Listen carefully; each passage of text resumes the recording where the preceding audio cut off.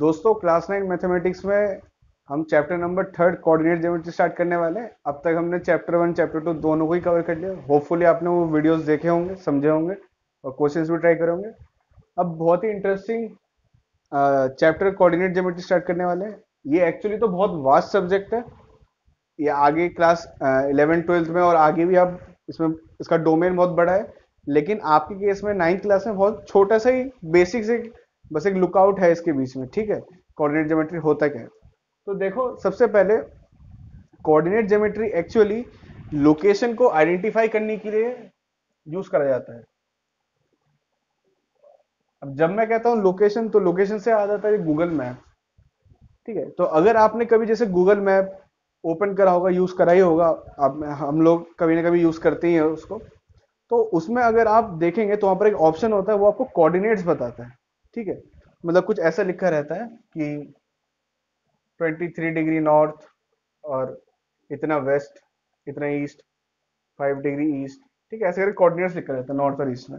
जैसे कि आपको पता है, ज्योग्राफी में पढ़ा होगा आपने, तो ये जो लाइंस है, इमेजिनरी लाइंस है, इन्हें हम क्या बोलते हैं?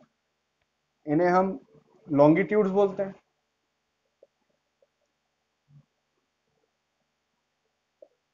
और जो ये लाइंस होते हैं, इन्हें हम क्या बोलते हैं? लैटिट्यूड्स।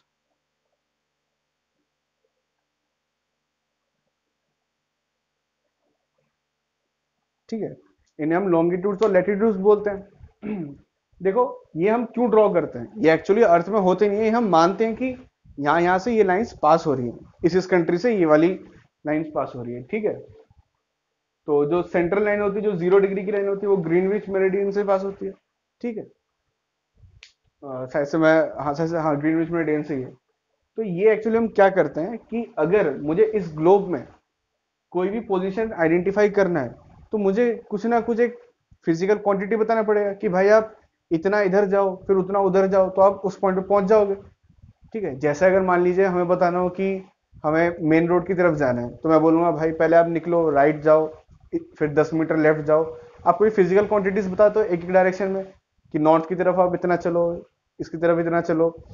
तो वो जो लोकेशन को आइडेंटिफाई करने के लिए जो क्वांटिटीज यूज होती हैं, उसे हम कहते हैं कोऑर्डिनेट्स। कोऑर्डिनेट्स क्या होता है? फिजिकल नंबर्स होते हैं जो किसी भी लोकेशन, किसी भी ऑब्जेक्ट का पोजीशन को आइडेंटिफाई करवाता है हमें। ठीक है, जैसे कि मान लीजिए सिंपल, मान लीजिए ये कोई मिसाइल है। ठीक है, ये कोई मिसाइल है, यहाँ से रॉकेट लॉन्च, सॉरी, जो भी उसकी आर्मरीज है, ये लॉन्च करने हैं। ठीक है, जो भी गोला है इसे लॉन्च करना है। अब ये जो आके जो गिरेगा, वो मान लीजिए गिरेगा ये 300 किलोमीटर दूर या 50 किलोमीटर दूर।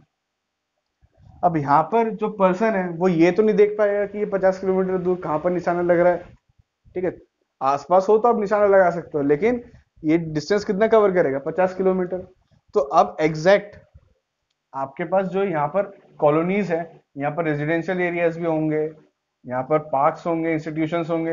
हो सकता है यहाँ पर कहीं वो टारगेट हो जिसको आप डिस्ट्रॉय करना है, जो एनिमी है वो यहाँ पर है।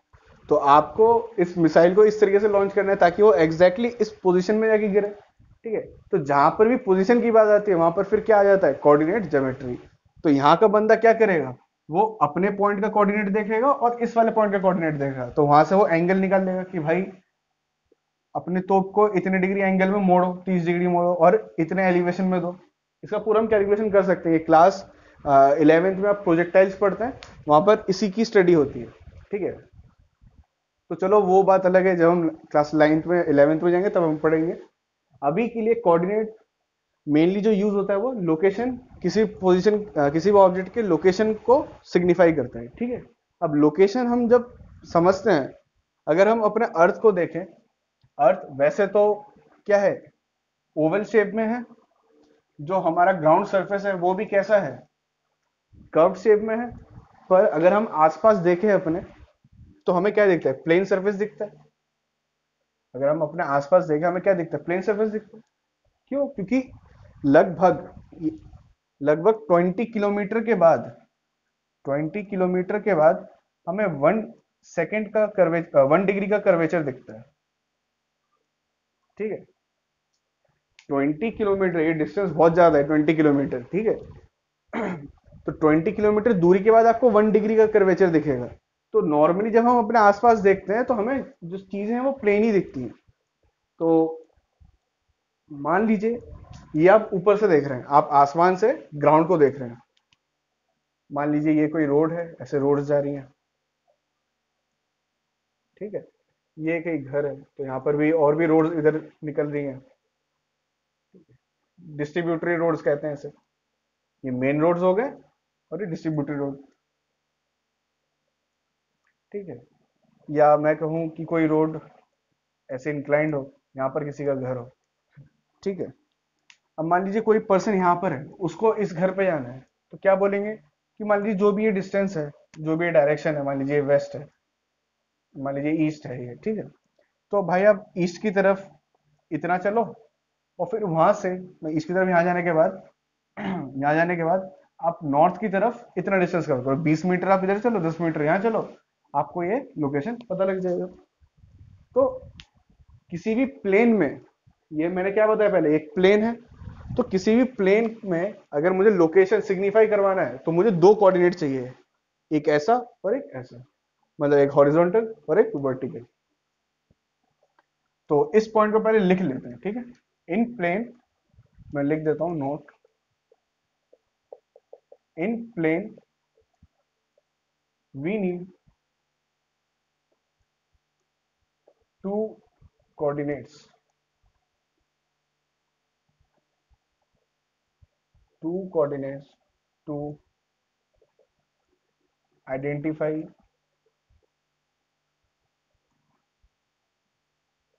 लोकेशन ऑफ एनी ऑब्जेक्ट, ठीक है। यहां पर मुझे इसके अलावा तो कोई डायमेंशन नहीं देनी पड़ेगी। अगर मैं इतना कहता हूं कि सिर्फ 20 इधर चलो और 10 इधर चलो तो बंदा यहां पहुंच जाएगा। इसके अलावा तो मुझे और कोई क्वांटिटी नहीं बतानी पड़ी। तो इसका मतलब प्लेन के केस में सिर्फ हमें दो ही डायमेंशन चाहिए होता है, ठीक है। वो लिखा। अब यही same in space we need three coordinates to identify location of any object. देखो कैसे, ये आपने प्लेन की बात करी, अब मैं स्पेस की बात कर रहा हूं। देखो स्पेस क्या है, अगर मैं मान लो कि ये एक बॉक्स बनाता हूं मैं,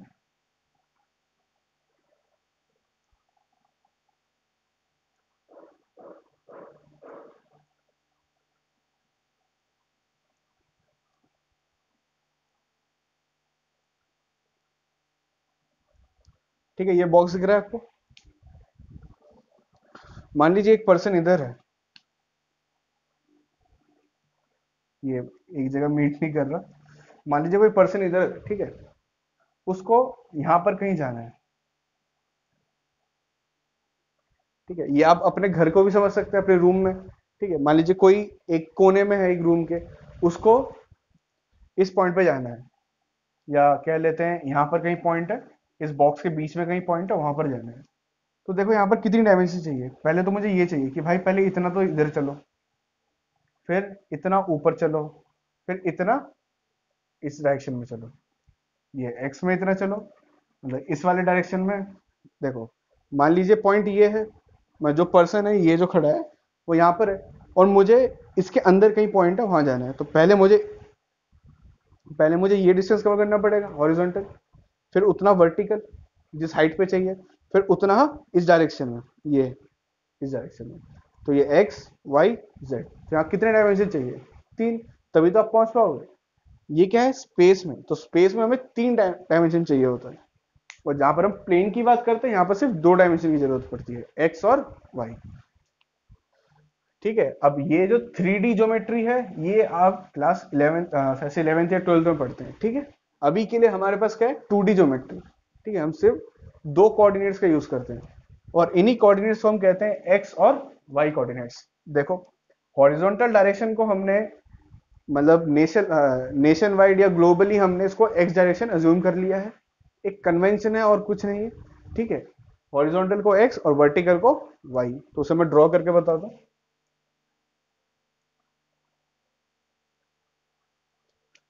तो कोई भी डिस्टेंस अगर मुझे मेजर करना हो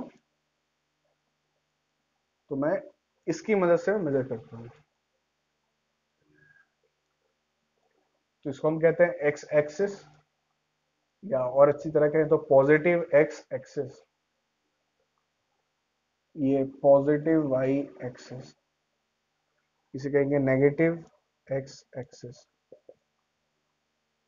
नेगेटिव वाई एक्सिस।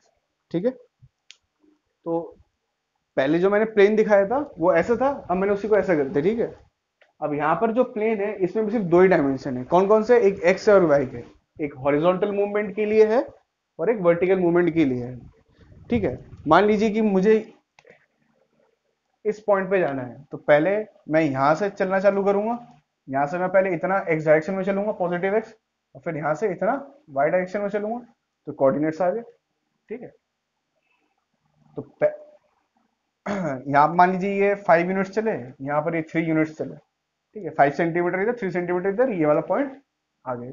अब इसको लिखने का तरीका क्या होता है? देखो, पहले एक्स वाला लिखते हैं हम कि आप एक्स में कितना चले, और फिर लिखते हैं वाई वाला। उल्टा मत कर देना, 3,5 मत लिख देना। ठीक है, पहले एक्स वाला लिखते हैं, एक्स में कितना चले आप 5, और 3 में कितना चले, सॉरी 3 में कितना चले, सॉरी वाई में कितना चले 3। तो ये जो पॉइंट है उसके कोऑर्डिनेट्स, कोऑर्डिनेट्स मतलब क्या बताया? कोऑर्डिनेट्स दो तरीके से डिफाइंड होता है किसी भी लोकेशन का। तो वो दो नंबर कौन सा है? एक्स और वाई। तो ये हमारा एक्स है और ये हमारा वाई है। एक्स की वैल्यू क्या है 5, वाई की वैल्यू क्या है 3। ठीक है, समझ में आया? तो किसी भी प्लेन में दो एक्सिस चाहिए, हमें दो डायरेक्शन चाहिए होता है, तो हमने एक एक्स लिया, एक वाई लिया। अब देखो, जैसे कि नंबर लाइन में अगर नंबर रिप्रेजेंट करने के लिए बोले तो पॉजिटिव हम इधर लेते हैं ना, 1 2 3 4, और दूसरी तरफ क्या होता है? नेगेटिव होता है। यहाँ पर इस नंबर लाइन को ये समझो, तो ये सारा पॉजिटिव, ये नेगेटिव। ऐसे यहाँ पर एक नंबर लाइन था, यहाँ दो नंबर लाइन है, एक नंबर लाइन ऐसे, तो ये पॉजिटिव तो ये नेगेटिव। तो इसे कहेंगे positive x axis, negative x axis, positive y axis, negative y axis. ठीक है, सेम नंबर लाइन की तरह है। अच्छा, नंबर लाइन जो होता है ये 1D होता है, वन डायमेंशनल होता है। कार्टेशियन क्या होता है? 2 डायमेंशनल होता है, और स्पेस में 3 डायमेंशनल। समझ में आया? अब इस देखो, इसमें कुछ पॉइंट्स है, उन्हें याद रखना। सबसे पहले मैं इसे अच्छी तरह ड्रॉ कर लेता हूँ। ठीक है, कुछ मैं वैल्यूज लिख देता हूँ यहाँ पर।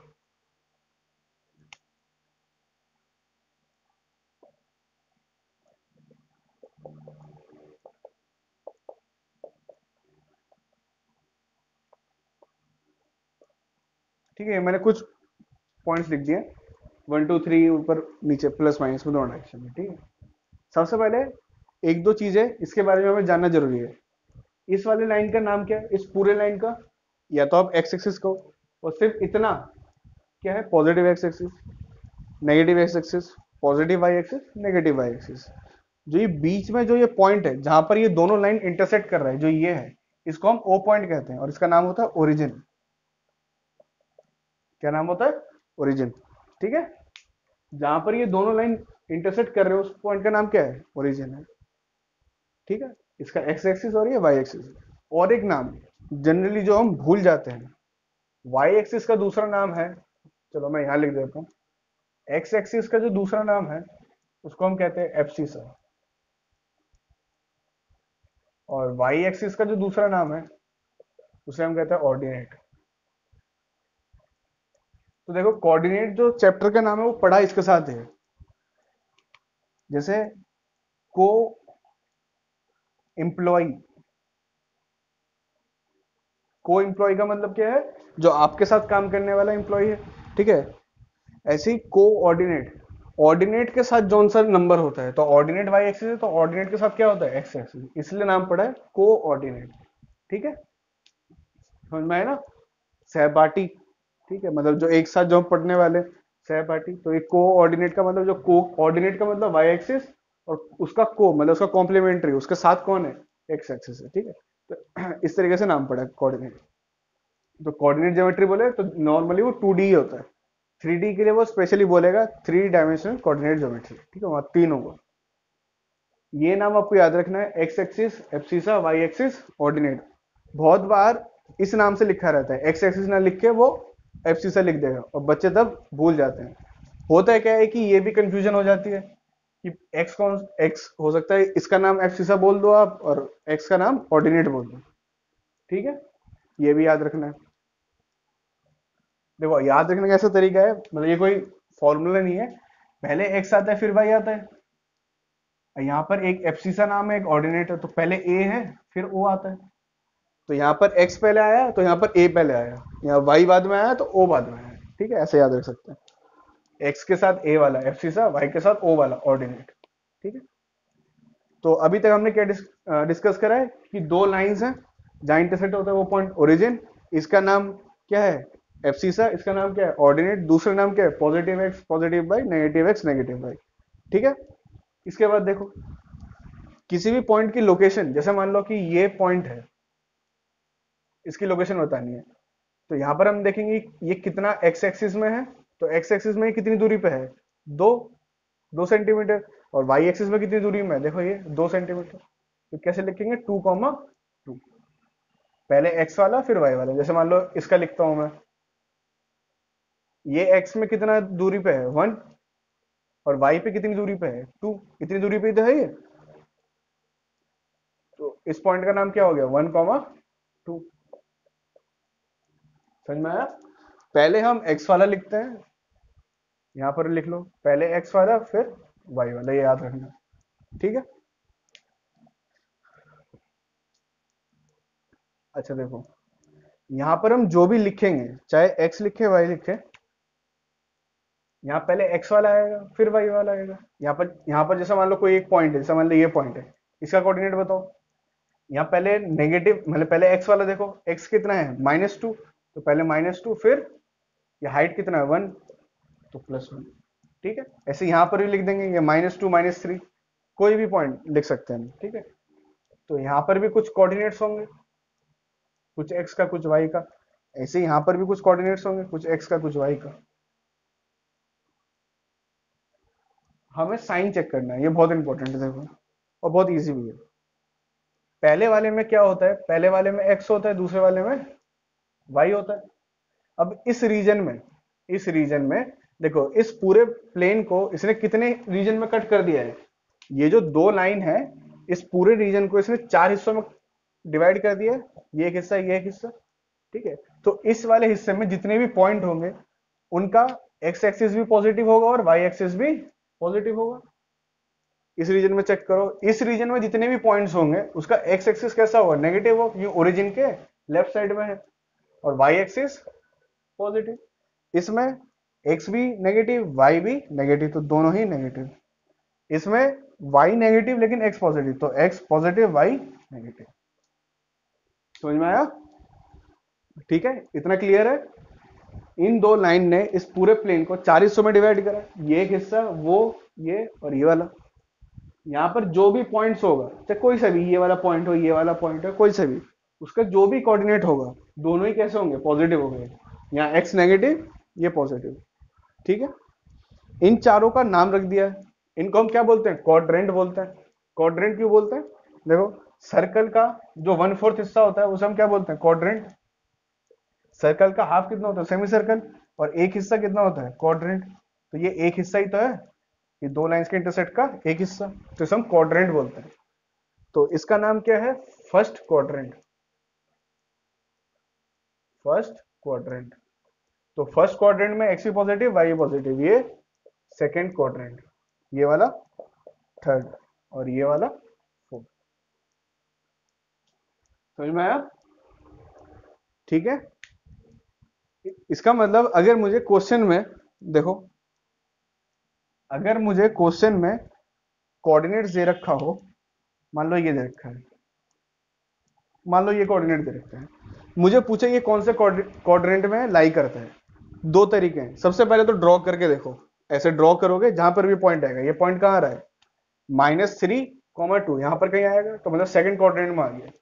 ये तो ड्रॉ करके देखो, फालतू में ड्रॉ करने में टाइम जाएगा, उससे बढ़िया साइंस देखो, एक्स नेगेटिव वाई पॉजिटिव, तो दिमाग में याद करो ये ऐसा होता था, एक्स नेगेटिव कहाँ होता है ये, और वाई पॉजिटिव मतलब ये वाला रीजन है, तो फटाक से आंसर क्या बोलोगे, सेकंड क्वाड्रेंट। ठीक है, तो हमें ड्रॉ करके देखने की जरूरत नहीं, हम सिंबली सिंपली उसका सिंबल्स को देखेंगे, साइंस देखेंगे, उसका साइन देख के हम बता देंगे कि वो कौन सा क्वाड्रेंट में है।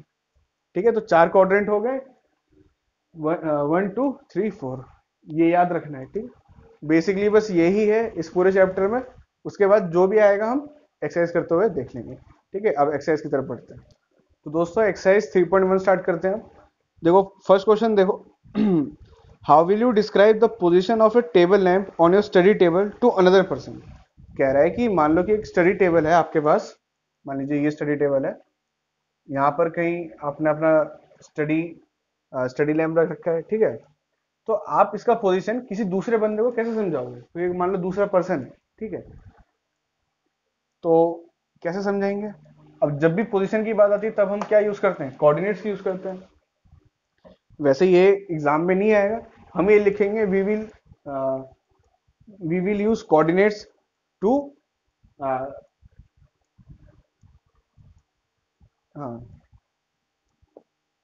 तो हम यहाँ लिखेंगे we will use coordinates to describe the position of this lamp to the another person. कैसे? देखो हम क्या करेंगे, इस टेबल में मार्किंग्स कर लेंगे 1 1 यूनिट में। तो वैसे मान लीजिए ये 0 अगर मैं लेता हूँ ओरिजिन, तो ये 1 2 3 4 5 6 7, 1 2 3 4 5 6 7। ऐसे ही वर्टिकल में 1 2 3 4 5 6, ये मान लीजिए 7। ठीक है, तो इस पॉइंट का अगर मुझे कोऑर्डिनेट लिखना हो तो क्या लिखूंगा? देखो एक्स में कितना है, ये वाला पॉइंट 5 है, और ऐसे ही वाई में कितना है 5 है। तो मैं क्या बोलूंगा, मैं जो जो सेकंड पर्सन होगा मैं उसे बोल दूंगा इस वाले टेबल में अगर मैं 1 1 यूनिट का अगर मैं वो ड्रॉ करूं 1 1 सेंटीमीटर का, तो 5 सेंटीमीटर इन एक्स डायरेक्शन जाओ और 5 सेंटीमीटर इन वाई डायरेक्शन जाओ, तो आपको वो पोजीशन मिल जाएगा जहां पर मैंने लैंप पोस्ट रखा है। ठीक है, तो वैसे सिंपली ये आपके बस एक ऑब्जर्वेशन को, मतलब एक आइडिया को डेवलप करने के लिए क्वेश्चन था, ये एग्जाम में नहीं आएगा। अगला वाला क्वेश्चन आप खुद पढ़ना, ये नॉर्मल एक सिटी का प्लान दे रखा है। चलो कोई बात नहीं, हम रीड करते हैं। क्वेश्चन नंबर 2 देखो, ये भी एग्जाम में नहीं आएगा, जनरल बस एक आइडियोलॉजी को बिल्ड करने के लिए है। स्ट्रीट प्लान, एक स्ट्रीट प्लान दे रखा है हमें। प्लान का मतलब क्या होता है? नक्शे को कहते हैं प्लान। ठीक है, जो टॉप व्यू होता है उसे हम प्लान कहते हैं। A city has 2 main roads, एक सिटी है जिसके सिर्फ 2 मेन रोड्स हैं, which crosses each other at the centre of the city. मान लो ये जो मेरा ब्लैक बोर्ड है ये कोई सिटी है, और यहाँ से दो वो जाते हैं, 2 मेन रोड्स है। ठीक है, 2 मेन रोड्स क्रॉस हो रहे हैं, और मेन रोड्स जो क्रॉस हो रहे हैं वो सिटी के सेंटर में हो रहे हैं। ठीक, उसके बाद क्या लिख रखा है? These 2 roads are along north south direction and east west. तो पहला वाला रोड ये नॉर्थ साउथ, और दूसरा ये ईस्ट वेस्ट डायरेक्शन में है। ठीक है, all the other streets of the city run parallel to these roads and are 200 meter apart. There are 5 streets in each direction. कह रहा है कि हमारे पास बाकी जितने भी रोड्स हैं इन सबके पैरेलल है, और वो 200-200 मीटर की दूरी पे है। मान लीजिए 5 स्ट्रीट है, 1 2 3 4, ये इधर, तो इन सबका गैप अगर मैं 0 अज्यूम करूं तो ये 200 होगा, फिर ये वाला भी इससे 200 की दूरी में, मतलब ये 400, ये 600, ये 800, और ये 1000, ये ईस्ट है। ठीक है, और इस डायरेक्शन में भी रोड है।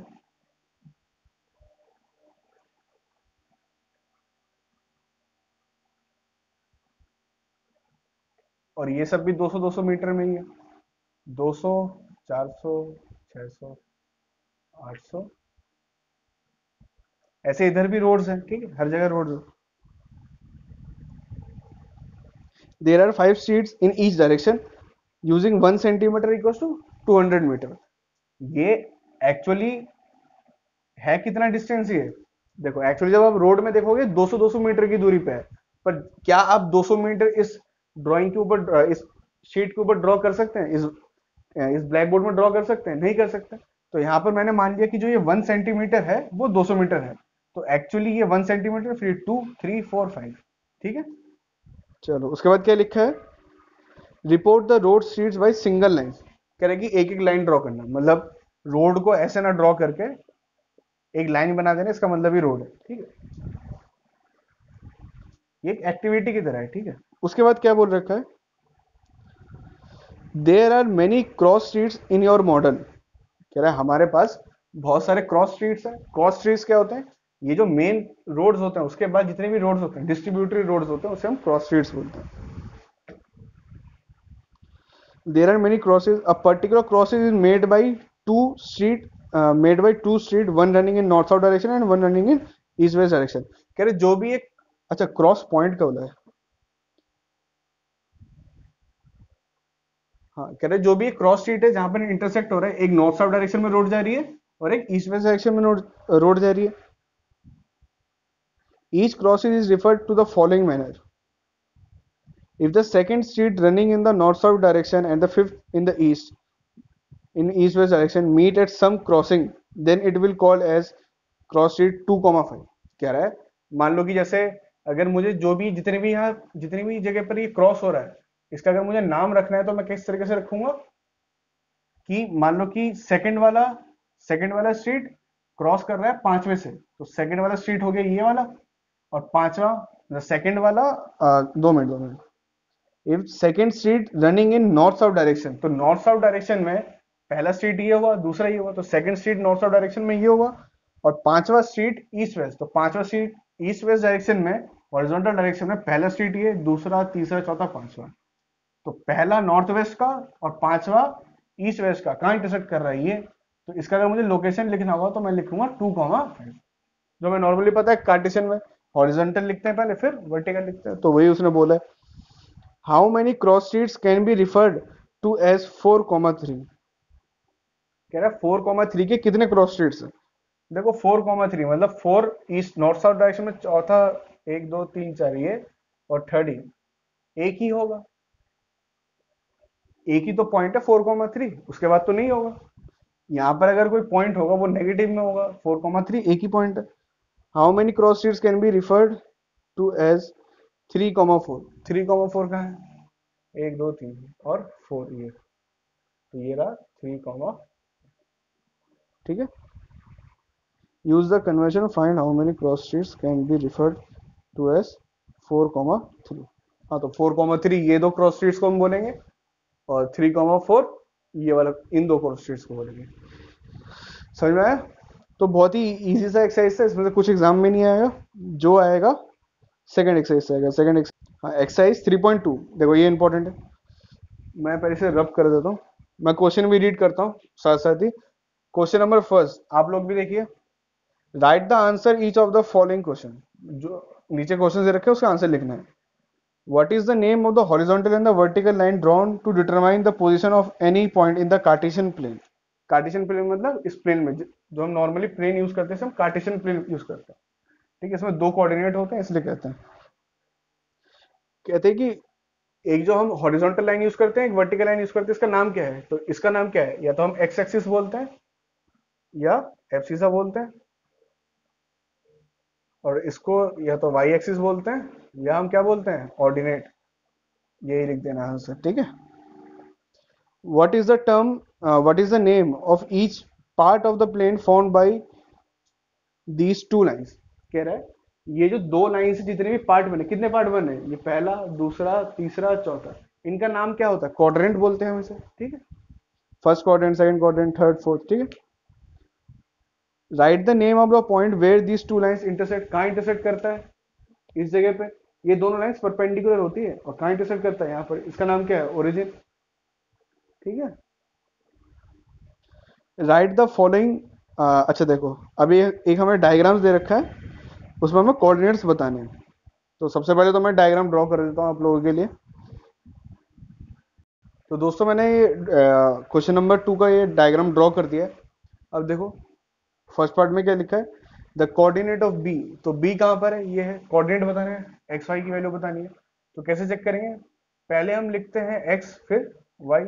तो एक्स देखो ये एक्स में कितना दूरी पे है, ये x में -5 दूरी पे है, और y में कितना है 2 पे है ये, ठीक है।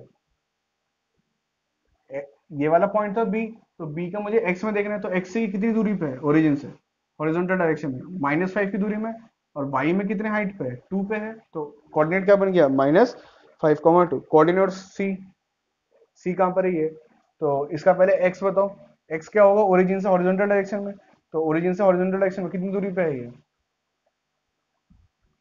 5 की दूरी पे, तो 5। और वाई डायरेक्शन में कितना है, वाई डायरेक्शन में कितना है, ये ओरिजिन से वाई डायरेक्शन में कितना है, नीचे है, -5, तो 5 कॉमा -5 हो गया। ठीक है, फिर है the point identify by the coordinate -3 -5। अब देखो पहले हमें जाना है, हमें क्या पॉइंट दे रखा है, -3 -5, तो ये हुआ x, ये हुआ y, तो x में -3, तो x में -3 ये रहा, और y में -5 ये रहा, कौन सा पॉइंट है ये, E है, तो हमारा आंसर क्या होगा, E। फिर पूछा है the point identify by the coordinate 2, -4, तो x 2 है और 4 नेगेटिव, तो ये रहा, क्या आंसर होगा, G। फिर है the abscissa of point D, abscissa का मतलब एक्स एक्सिस, पॉइंट डी कहां पर है, ये रहा, तो पॉइंट डी का एक्स एक्सिस मतलब एक्स एक्सिस में कितनी दूरी पे है, इसका पहले कोऑर्डिनेट बताओ कितना है, 6,2, तो एक्स एक्सिस में कितना दूर है, कितनी दूरी है, 6, तो ये इसका एब्सिसा हो गया, एब्सिसा। ठीक है, बताया था एब्सिसा क्या होता है, x axis. The ordinate of point H, H point कहां पर है, ये रहा, एच पॉइंट का ऑर्डिनेट मतलब वाई एक्सिस में कितनी दूरी है, तो पहले तो कोऑर्डिनेट ही लिखो, कोऑर्डिनेट कितना होगा, -5,3, तो ऑर्डिनेट कितना हो गया, ये डिस्टेंस कितना है, -3।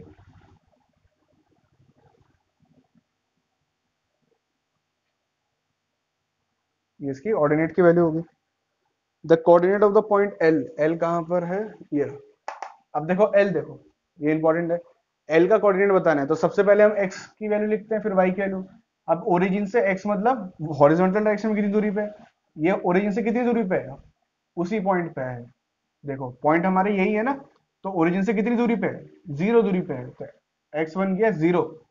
ठीक है, पहला कोऑर्डिनेट आया 0, और दूसरा y कितनी दूरी पे है, 5, देखो यहां से यहां तक 5, तो 0,5, ये इंपॉर्टेंट था।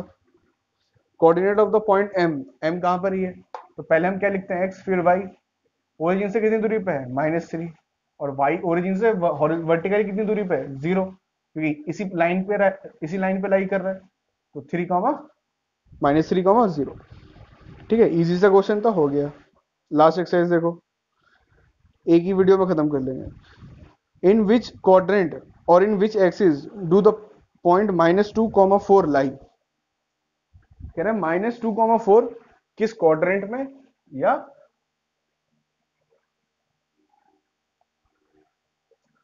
हमें पॉइंट्स क्या दे रखा है, -2,4 फिर दे रखा है, तब तक आप लोग सोचिए इसका आंसर, ये बता तो रखा ही है आपको।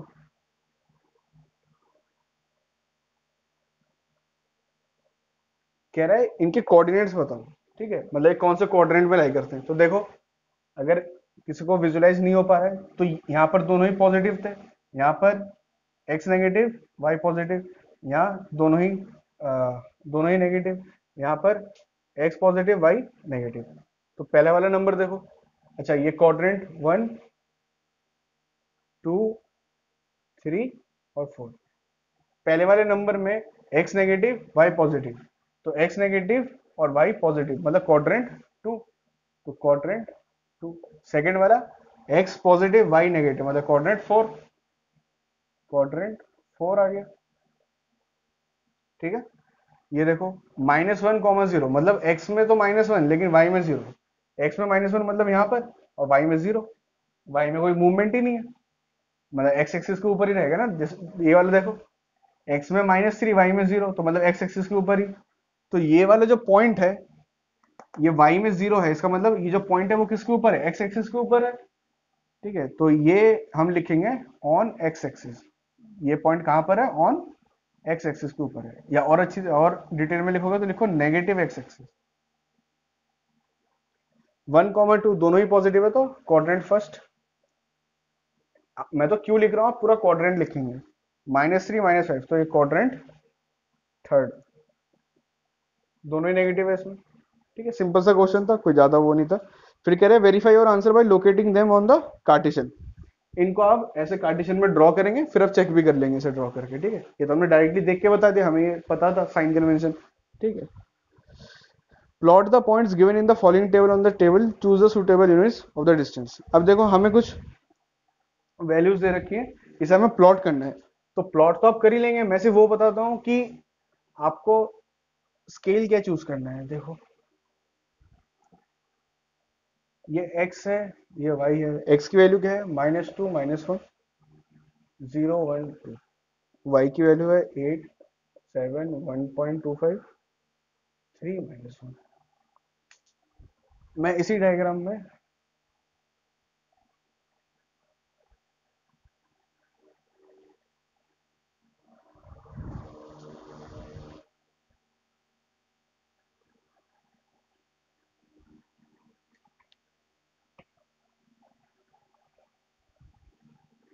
ठीक है, मान लो अगर मैं, हमारे पास पॉइंट्स क्या क्या है, -2 -1 0 1 2, और यहाँ 8 7, बीच में सिर्फ 1.25 है, 3 -1।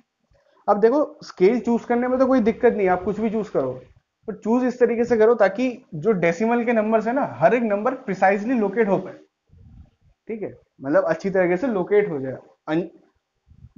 जैसे कि मान लो यही अगर होता 1.2437, तो हम तो अप्रोक्सीमेटली 1.25 तक ही जा सकते हैं, उसके आसपास कहीं मार्क कर देंगे देख के, ठीक है, अप्रोक्सीमेटली। पर कोशिश ये करी जाती है अगर नंबर ज्यादा नहीं है तो इस तरीके से स्केल चूज करा जाए ताकि वो प्रिसाइजली हम उसे लोकेट लोकेट कर पाए। अगर देखो मैं नॉर्मली अगर यही रख लेता हूँ कि 1 1 का गैप, तो एक्स एक्सिस में तो कोई दिक्कत नहीं होगी। एक्स एक्सिस में क्या है, -2 0 1 2, तो सारे ही है। 1 2 3 4 इधर भी है और 0 -1 -2 भी है। पर यहाँ पर जब मैं ये रखूंगा, वाई में भी अगर मैं यही रख देता हूँ, 1 1 की स्पेसिंग रखता हूँ, तो 8 7 3 -1, इनमें तो कोई दिक्कत नहीं होगा। 5 को नीचे ले जाओ 8 भी मिल जाएगा, ठीक है। पर दिक्कत होगी इसके साथ, -1 सॉरी 1.25 के साथ।